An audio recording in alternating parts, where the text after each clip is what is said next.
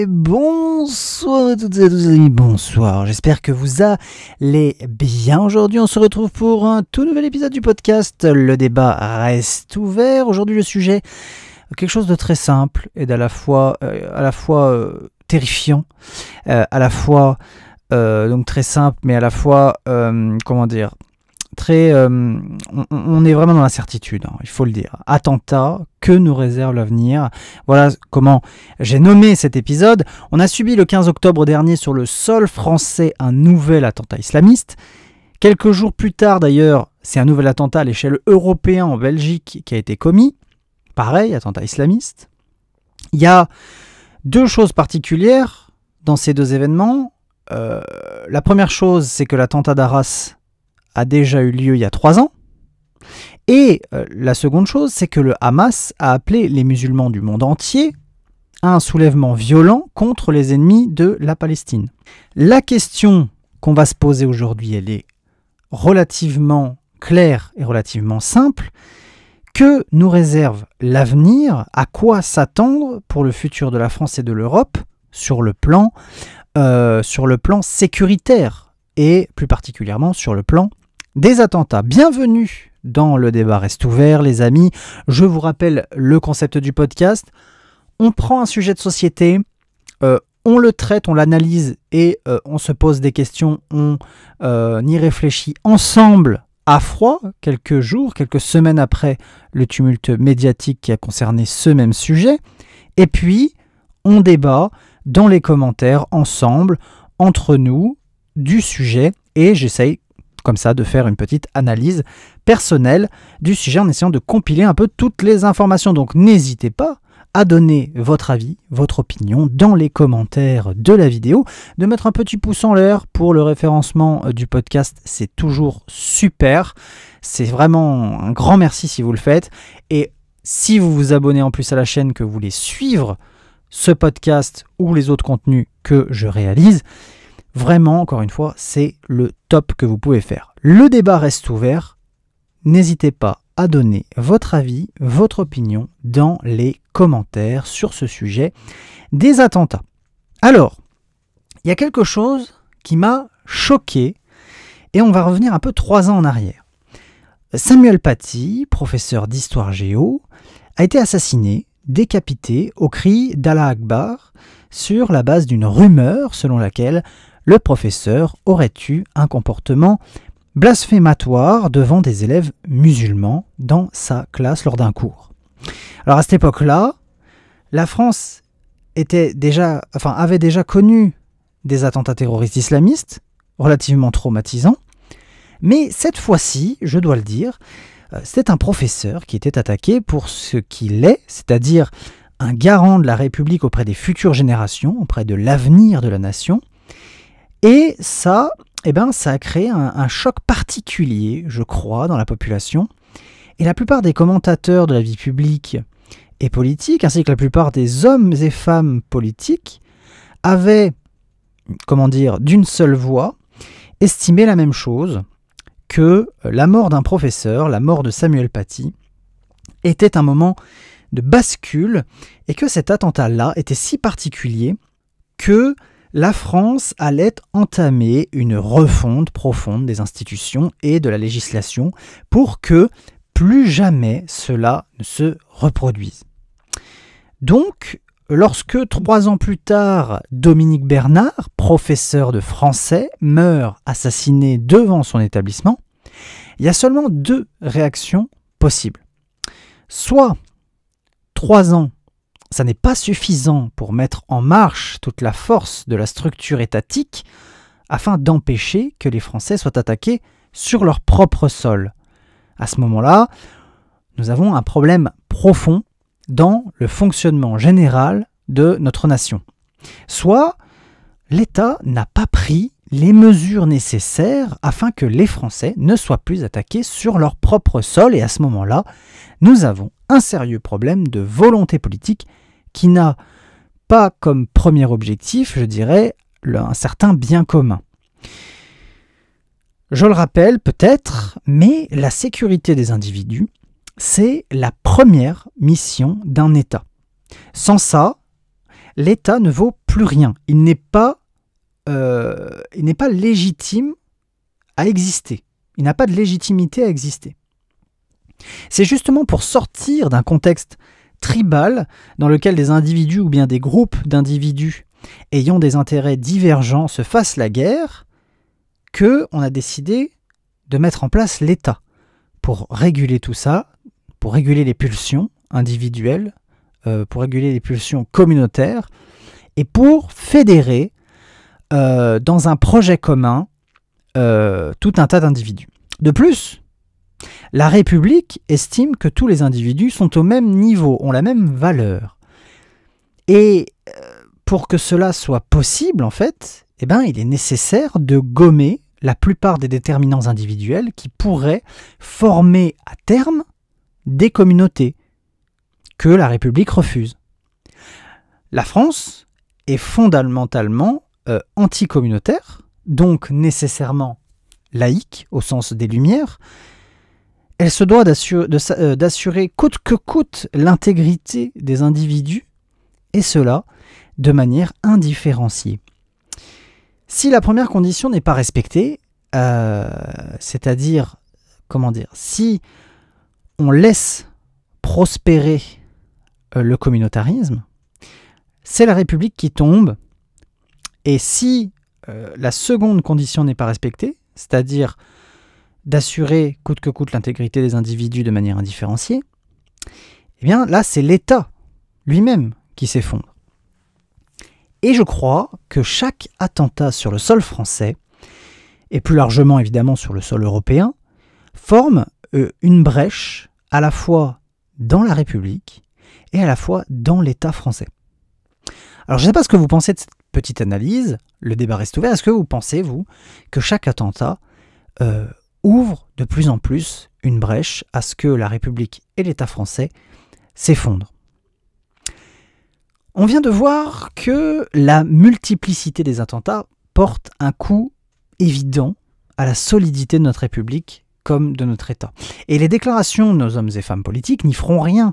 La République debout, l'État ne réussira pas, l'Occident touché en plein cœur, bref. Des déclarations qui restent en fait que des déclarations. Et c'est un peu là où je voulais en venir sur la seconde raison de ces événements.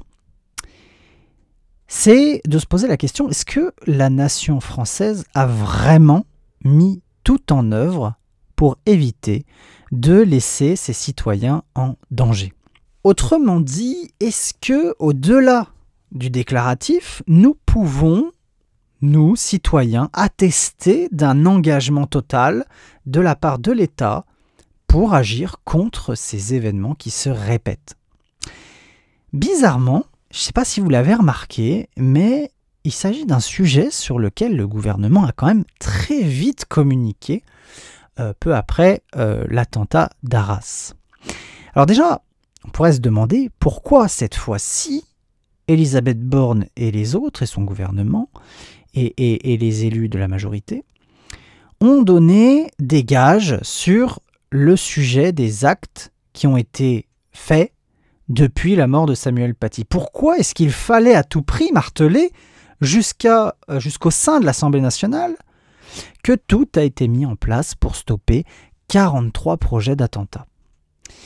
Personnellement, je peux comprendre qu'il est impossible de mettre en place toute une batterie de mesures qui réduirait à zéro le risque d'attentat et même plus largement qui supprimerait l'ensemble de la délinquance, des incivilités du quotidien. Mais de là à venir marteler dans tous les médias que l'État a tout fait, là, je ne suis pas d'accord. Aujourd'hui, une très large majorité de Français quand même sont en faveur de mesures qui iraient dans le sens de moins de liberté pour plus de sécurité. Nous sommes dans une démocratie et pourtant, l'avis du peuple n'est pas entendu, on ne le consulte même pas. Idem au sujet de l'immigration, au sujet de la fiscalité, bref, sur tout un tas de sujets, on est dans une démocratie dans laquelle le peuple n'est pas consulté, et même quand il fait savoir son avis et qu'il porte sa voix, eh bien il n'est pas entendu.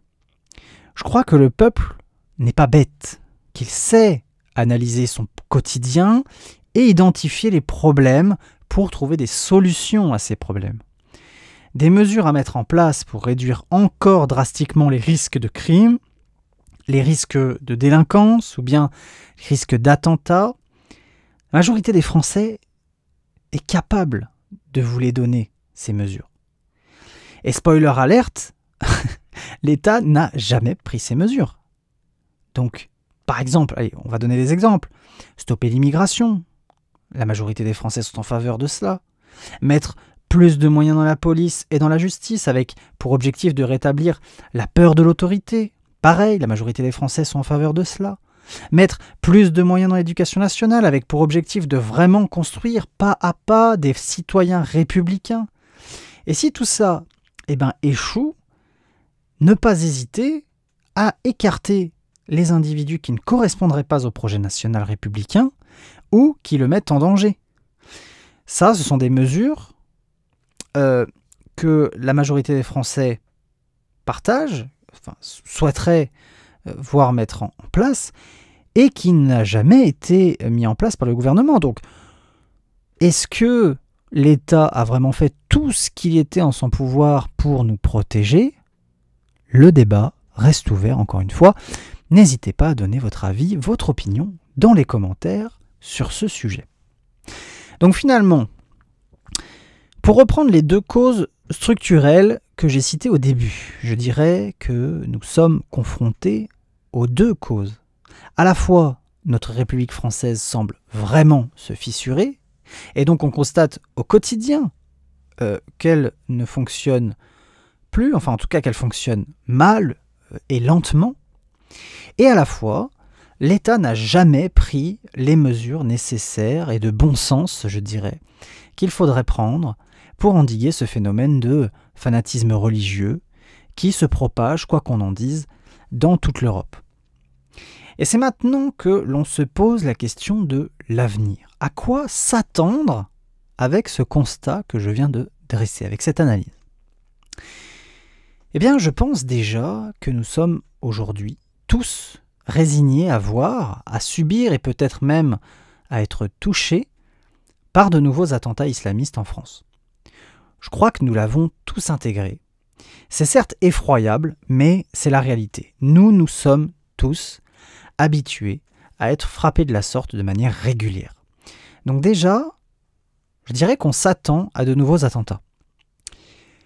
Ensuite, les choses vont soit se dégrader, soit s'améliorer. Soit l'un, soit l'autre. C'est-à-dire que soit l'islam politique prend une place en France de plus en plus grande, et la détestation de l'Occident, de l'Europe, et en particulier de la France, ne va faire que grandir, soit, au contraire, des mesures sont prises pour annihiler la présence et la diffusion de cet islam politique en Europe et particulièrement en France. Et sur ce sujet, eh bien, les cartes sont dans les mains de nos dirigeants en fait. S'ils agissent en faveur de cet islam politique ou bien s'ils ne font rien, la folie religieuse progressera. Ça me semble inévitable, ça me semble évident. S'ils agissent en faveur, en revanche, du peuple français, de ce que le peuple français réclame, c'est-à-dire en faveur de la République laïque que ce pays défend depuis plus de 2 siècles, alors il y a de grandes chances qu'une guerre civile éclate, au plus grand jour, qui opposera l'obscurantisme à la civilisation. Donc je crois que nous avons atteint un certain point de non-retour à partir duquel, dans les 3 cas que je viens de citer, c'est-à-dire l'État agit en faveur de l'islam, l'État ne fait rien, et l'État agit en faveur du peuple, eh bien des moments difficiles vont arriver. Les prochaines décennies vont inévitablement mettre en scène un conflit de civilisation majeur, un conflit identitaire majeur, et un conflit que l'on pourrait voir comme d'ailleurs une certaine guerre de religion qui placerait l'islam contre les autres monothéismes et même contre notre religion laïque républicaine que nous pouvons objectivement considérer comme ennemie des premières. Je ne sais pas ce que vous pensez de cette idée que peu importe le scénario, l'avenir est assez sombre, le débat reste ouvert encore une fois, dites-moi ce que vous pensez de cette prévision dans les commentaires. Qu'est-ce que vous pensez voir à l'avenir, vous, en termes politiques, en termes sociaux, sur le sujet des attentats et des crimes de manière générale, identitaire, sous un fondement religieux? Dites-moi ce que vous en pensez. À nous de choisir dans les urnes, par le militantisme, en faisant entendre nos voix et nos avis sur ces sujets de société, afin que l'État consulte le peuple et prenne acte de la réponse et suive la politique que le peuple souhaite. J'espère vraiment, personnellement, que notre République laïque française va reprendre la place qu'elle mérite dans l'Occident et dans le monde entier, puisque c'est grâce à elle que la France a rayonné pendant des dizaines et des dizaines d'années, philosophiquement, dans le monde entier. Donc voilà, je vous laisse encore une fois me donner votre avis, votre opinion dans les commentaires. Le débat reste ouvert. En tout cas, ce petit épisode de podcast est désormais terminé. J'espère qu'il vous aura plu. Je vous souhaite une très bonne journée, une très bonne soirée. Je vous dis à très bientôt. Ciao, ciao.